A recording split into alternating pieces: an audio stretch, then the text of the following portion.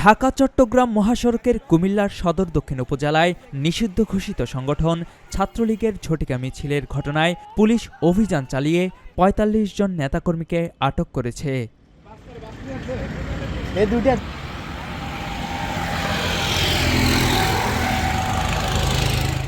৭ June রোববার দুপুর ১:৩০টার দিকে উপজেলার মহাসড়কের মাটিয়ার এলাকায় চট্টগ্রামমুখী লেনে নিষিদ্ধ ঘোষিত ছাত্রলীগ নেতাকর্মীরা এই মিছিল বের করে।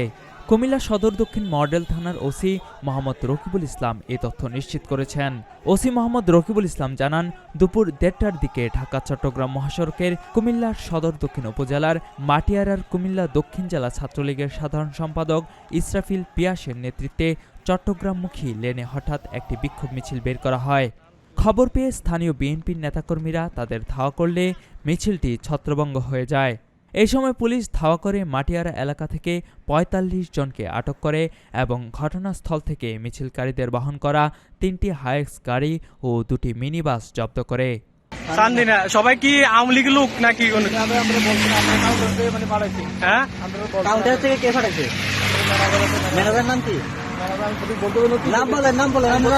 আমরা দেখলাম গাড়ি থেকে ব্যানার শো নামলো।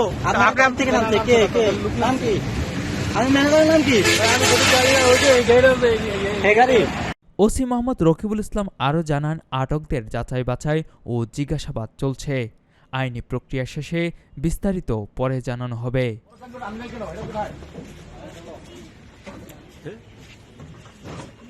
কুমিল্লার কাগজ, নিউজ ডেস্ক।